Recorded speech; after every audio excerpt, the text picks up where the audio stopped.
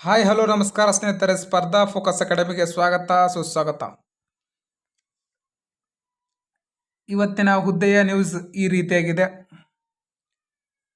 Central industrial security force CISFನಲ್ಲಿ ಖಾಲಿರ್ತಕ್ಕಂಥ ಹುದ್ದೆಗಳಿಗೆ ಕಾಲ್ಫಾರ್ಮ್ ಅನ್ನು ಮಾಡಿದ್ದಾರೆ. ಕಾನ್ಸ್ಟೇಬಲ್ ಫೈರ್ ಮ್ಯಾನ್ ಮೇಲ್ ಕ್ಯಾಂಡಿಡೇಟ್ ಮಾತ್ರ ಅರ್ಜಿ ಸಲ್ಲಿಸತಕ್ಕಂಥದ್ದು.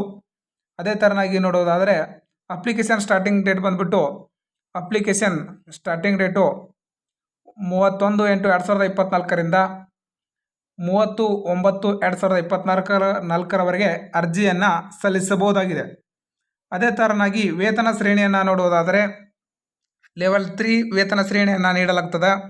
ಅಂದರೆ 21,700ರಿಂದ 69,100ರವರೆಗೆ ವೇತನ ಶ್ರೇಣಿ ಕಾಣಬಹುದು. ಅದೇ ಥರನಾಗಿ ಕರ್ನಾಟಕದವರಿಗೆ ಒಟ್ಟು ಎಷ್ಟು ಹುದ್ದೆಗಳು ಮೀಸಲಾಗಿದೆ ನೋಡೋದಾದರೆ ಕರ್ನಾಟಕದವರಿಗೆ ಒಟ್ಟು 33 ಹುದ್ದೆಗಳು ಮೀಸಲಾಗಿದ್ದು, ಅದರಲ್ಲಿ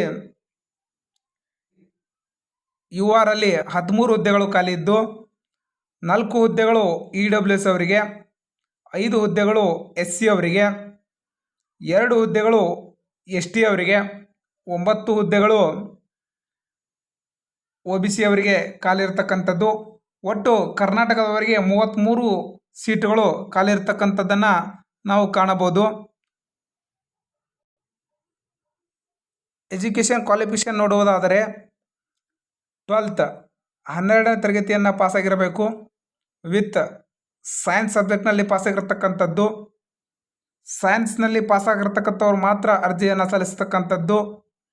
ವಯೋಮಿತಿಯನ್ನು ನೋಡುವುದಾದರೆ 18ರಿಂದ 23 ವರ್ಷ ವಯೋಮಿತಿಯನ್ನು ನೀಡಲಾಗಿದೆ. ST ಅವರಿಗೆ ವಯೋಮಿತಿಯಲ್ಲಿ ಸಡಲಿಕೆಯನ್ನು ನೋಡುವುದಾದರೆ 5 ವರ್ಷವನ್ನು STಯಲ್ಲಿ ಸಡಲಿಕೆಯನ್ನು ನೋಡಬಹುದು. ಅದೇ ಥರನಾಗಿ OBC ಅವರಿಗೆ 3 ವರ್ಷ ವಯೋಮಿತಿ ಸಡಲಿಕೆ ಇದೆ. ಅದೇ ಥರನಾಗಿ ಎಕ್ಸ್ ಸರ್ವಿಸ್ ಮ್ಯಾನ್ 3 ವರ್ಷ ವಯೋಮಿತಿ ಸಡಲಿಕೆಯನ್ನು ಕಾಣಬಹುದು. ಅದೇ ಥರನಾಗಿ ಅಪ್ಲಿಕೇಶನ್ ಫೀ ನೋಡುವುದಾದರೆ ಅಪ್ಲಿಕೇಶನ್ ಫೀ 100 ರೂಪೀಸ್ ಇರ್ತದೆ.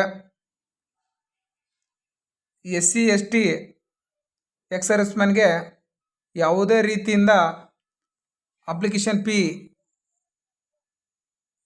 ಇರುವುದಿಲ್ಲ.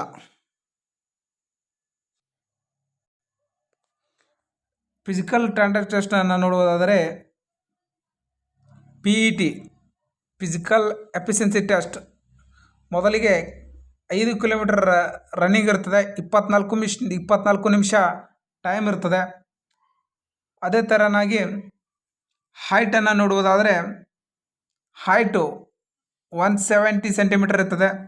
ಚೆಸ್ಟು 80ರಿಂದ 85 ಸೆಂಟಿಮೀಟರ್ ಇರ್ತದೆ. ಮಿನಿಮಮ್ 5 ಸೆಂಟಿಮೀಟರ್ ಎಕ್ಸ್ಪೆನ್ಸಸ್ ಮಾಡಬೇಕಾಗ್ತದೆ.